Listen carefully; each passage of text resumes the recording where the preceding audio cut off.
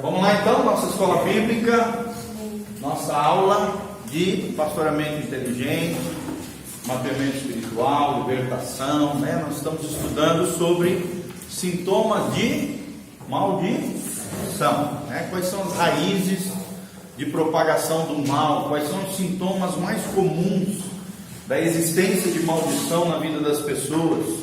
E aí nós ainda estamos dentro do primeiro sintoma, que tem várias ramificações, e nós já vimos algumas delas, né? O primeiro sintoma é um dom ministerial contaminado, ok? Dom ministerial contaminado. Pastor, o que é isso? É quando a pessoa pensa que está servindo a Deus, mas por ter uma área mal resolvida, né? Veio do ocultismo, às vezes da feitiçaria, tem às vezes uma herança de ocultismo, de feitiçaria, de kardecismo e de envolvimento com espíritos malignos ou práticas que são proibidas à luz da Bíblia, acabam trazendo essa carga de ocultismo, de espiritismo e tal para dentro da igreja e acham que estão servindo a Deus, mas estão servindo a dons espíritas, ok? O primeiro caso que nós citamos e falamos, né, foi o exemplo da Bíblia de Simão Pedro, a diferença entre Simão Pedro e Simão o mago, né? Vocês viram, nós vimos lá em Atos 8, falamos um pouquinho sobre isso, que Simão, o mago, se aproximou dos dons do Espírito Santo com a motivação equivocada. Por quê? Porque dentro dele existia uma idolatria, um desejo, uma sede por poder. Nós já falamos um pouquinho sobre isso, né? Também citamos o exemplo de Moisés, né? Que teve que ser levado para o deserto, onde Deus teve que trabalhar no seu coração, teve que forjá-lo ali na bigorna, né, do Senhor, naqueles 40 anos de deserto.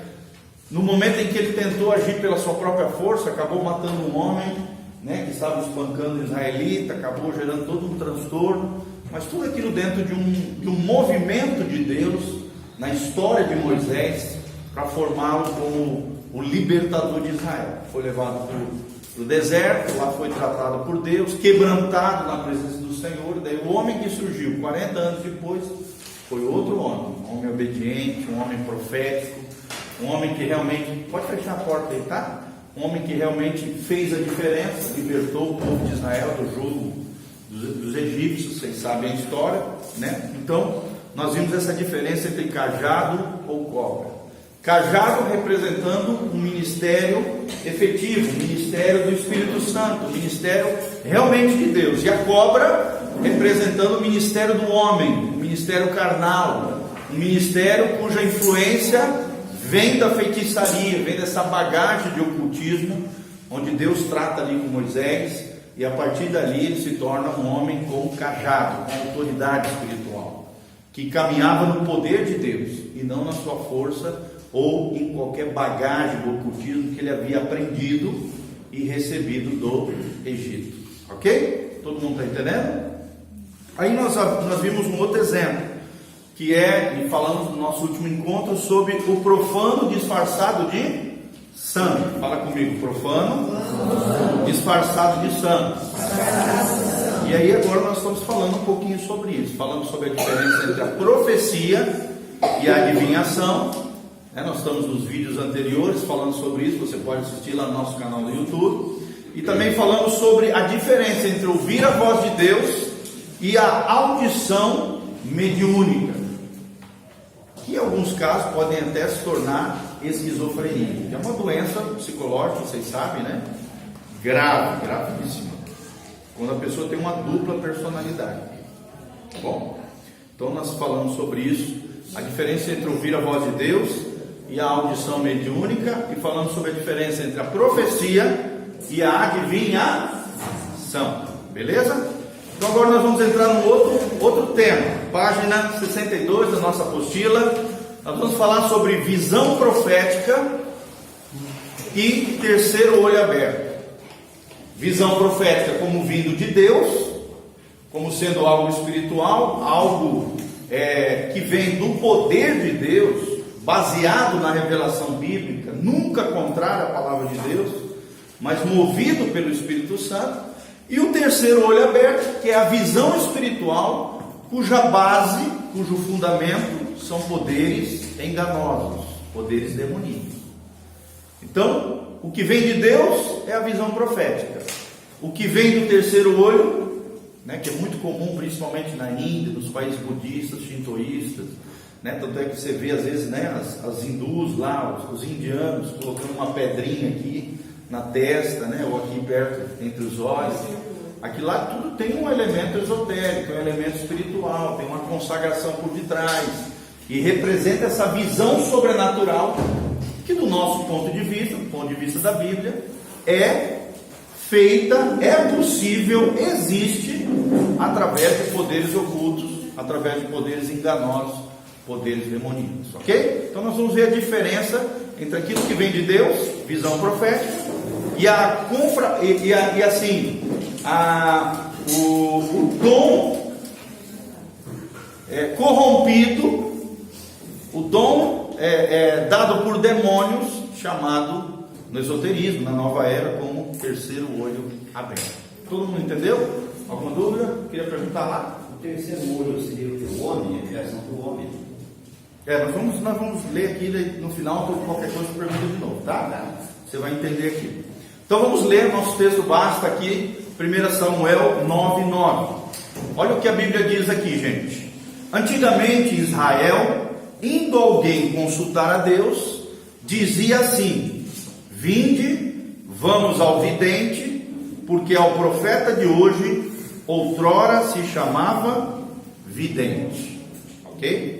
Claro que hoje é bem diferente. Hoje, vidente, para nós hoje, no senso comum evangélico, a gente vê como algo esotérico, algo místico, de feitiçaria, né? Alguém que realmente não tem nada a ver com Deus. Mas na época da Bíblia era diferente. O vidente, a palavra vidente significava o mesmo que o profeta. E é claro que na época bíblica existia o profeta de Deus e o profeta que agia debaixo de um espírito de engano. Tá? Então, da mesma maneira que existe hoje falsos profetas e verdadeiros profetas, a gente sempre tem que lembrar que Satanás é um falsificador.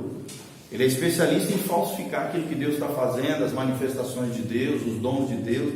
Ele sempre tenta de alguma maneira se infiltrar, falsificando, usando pessoas imaturas, mobilizadas por demônios, enganando pessoas. Então, por isso a importância dessa aula e desse assunto que vocês estão aprendendo, para vocês terem discernimento espiritual. É um dos espíritos mais necessários nos dias de hoje. Exatamente, é um dom espiritual chamado discernimento de espíritos. Okay? Faz parte dos 9 dons espirituais que a Bíblia revela. Vamos lá então? Então, profetas como Samuel, Eliseu e muitos outros tinham da parte de Deus uma vidência legítima profética. O que é isso? Uma capacidade de enxergar no mundo espiritual. Nós temos no nosso meio pessoas assim, tá? Por exemplo, um exemplo de alguém que esteve conosco que tem essa capacidade, o pastor Paulo Canuto, vocês se lembram, né? Outro profeta aqui no nosso meio que tem essa capacidade, o pastor Matias, gente. O pastor Matias tem uma capacidade de visão do mundo espiritual que vocês não imaginam. Outra pessoa que tem essa capacidade, a Samanta. Samanta é uma das profetas da igreja. De vez em quando Deus abre o mundo espiritual para ela, ela enxerga coisas, ela escuta a voz de Deus, traz um direcionamento para a igreja. Ela tem uma capacidade profética extraordinária. Então existe esse dom. Pessoas dentro da igreja podem receber esse dom, tendo uma vida reta, uma vida consagrada, uma vida santa, uma vida bíblica. Deus pode derramar essa vidência, essa visão profética, essa visão da dimensão espiritual. Claro que não o tempo todo, gente, senão a gente ficaria perturbado. Imagina você o tempo todo ter um mundo espiritual aberto. Chegar com uma pessoa, você vê anjo, demônio, vê tudo. Você ficaria apavorado. E por isso que Deus não abre para todo cristão um mundo espiritual. Senão a gente ficaria apavorado, teria dificuldade de dormir, veria demônio para tudo quanto é lado. Porque o mundo espiritual está aí. Ele é real. A gente não está vendo, mas tem anjos aqui dentro. Você pode ter certeza que tem. Pode ter certeza que tem. Às vezes você entra dentro de um carro, tem um anjão lá dentro. Você não está vendo, mas ele está lá, te protegendo. Porque a Bíblia diz que os anjos do Senhor acampam ao redor daqueles que o temem e os livra de todo.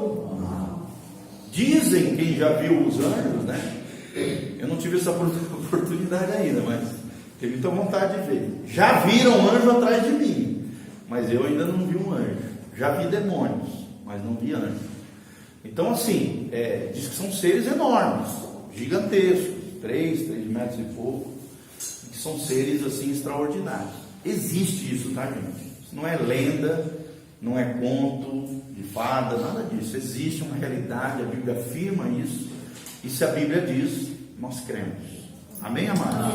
Então, vamos lá. A contrafação, ou seja, a falsificação disso, é conhecida como a abertura do terceiro olho no mundo do maligno, na feitiçaria, ou então conhecido, no mundo oriental como chakra frontal.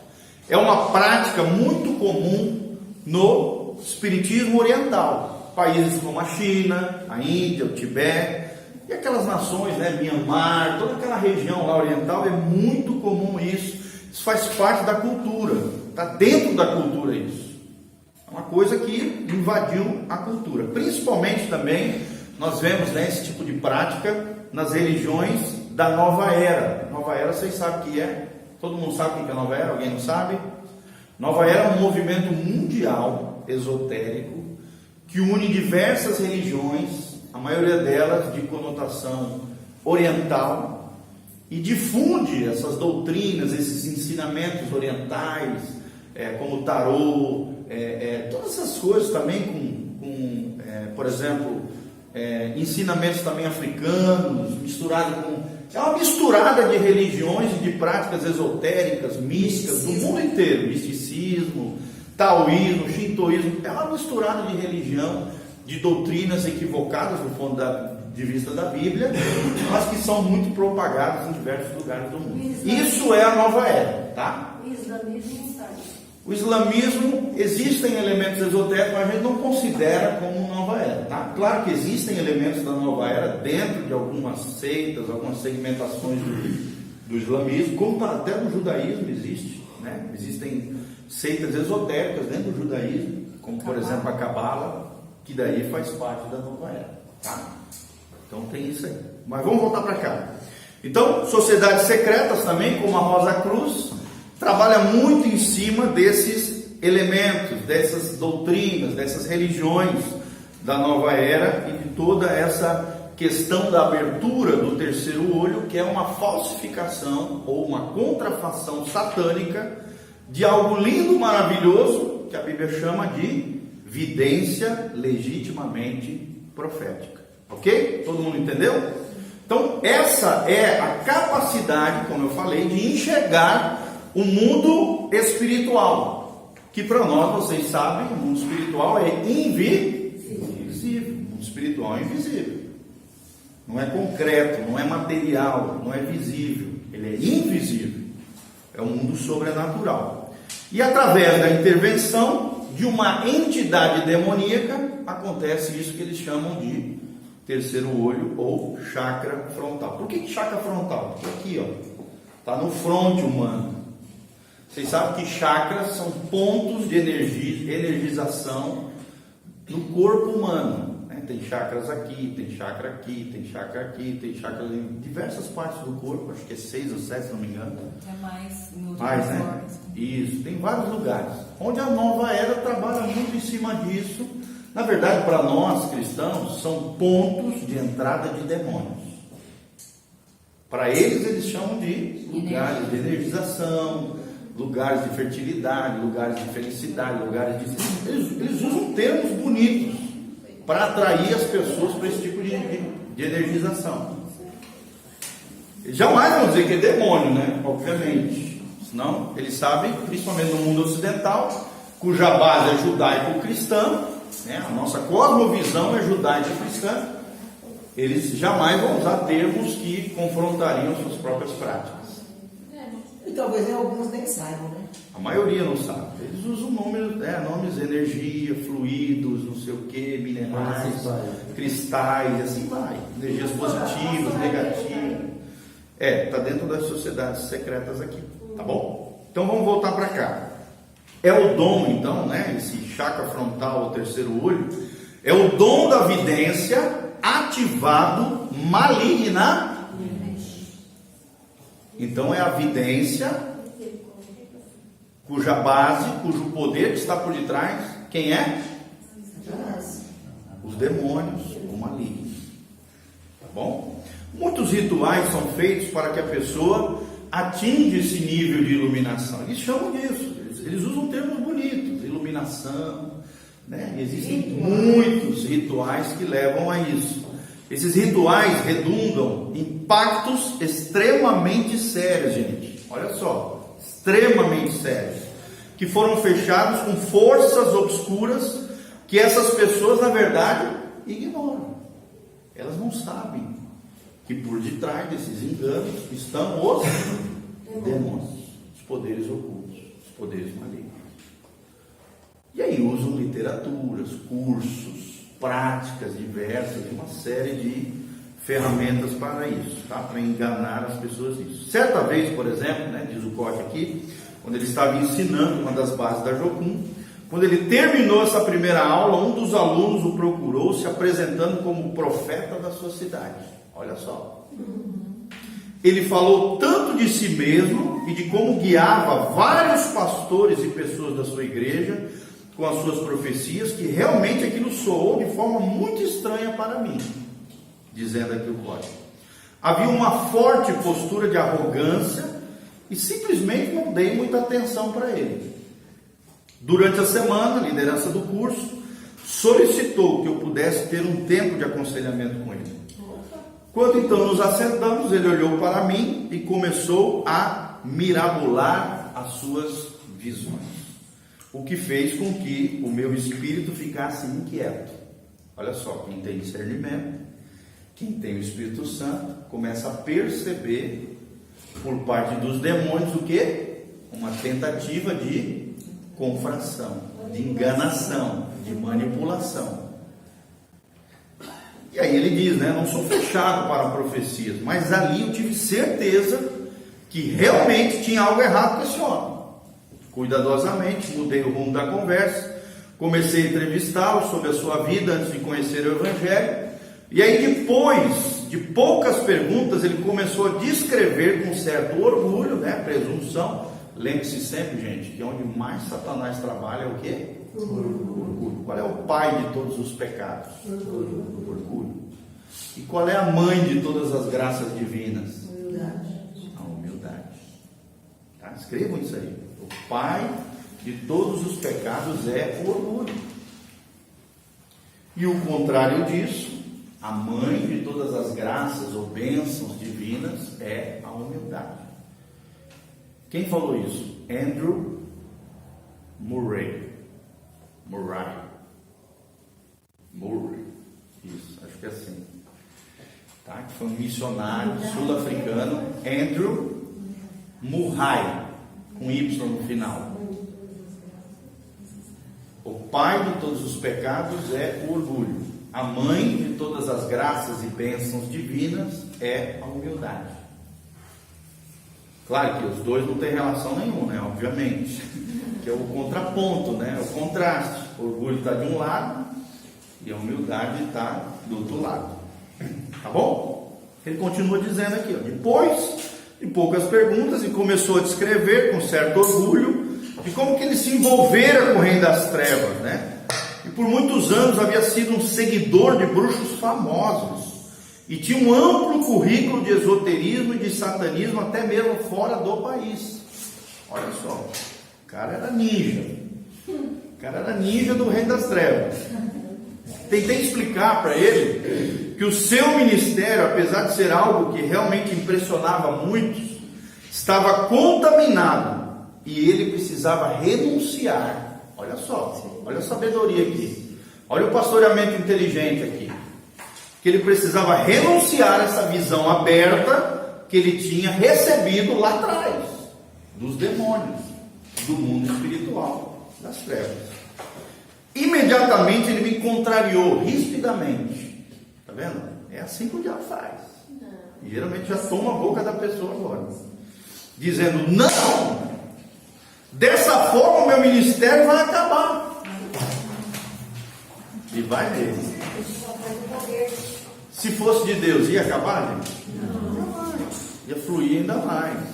Ainda mais recebendo uma exortação de um pastor com vasta experiência por interior, de libertação. Um líder que é referência na nação, como o pastor Cote. Expliquei então detalhadamente, dizendo aqui o Cote, que ele estava ministrando as pessoas, não pelo Espírito de Deus, mas usando dons espíritas. Pode ver que o E aqui é minúsculo, que está falando de espíritos malignos. E claro, se referindo ao kardecismo, espiritismo, feitiçaria, que tudo é a mesma coisa, tá, gente? Só muda o nome, os demônios é tudo a mesma raça. E também, como a resistência dele apenas justificava a perigosa motivação de idolatrar o poder, porque ele estava se achando na igreja, tá? Aquilo ali alimentava o ego dele, né? Inflamava o seu coraçãozinho. E a base era o quê? O orgulho, a presunção.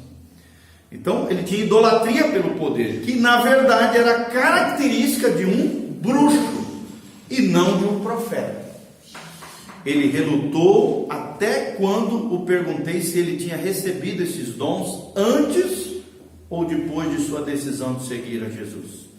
Ele então admitiu que havia recebido os seus poderes no satanismo. Olha a origem aqui, olha a fonte do poder. Onde é que ele tinha recebido? Lá no Império das Trevas. Foi lá que começou.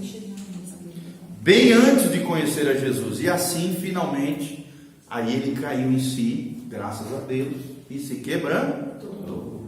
Olha só a história aqui. Quando começamos a orar, renunciando os dons paranormais. Paranormais por quê? Porque está além da normalidade, algo esquisito, algo extraordinário.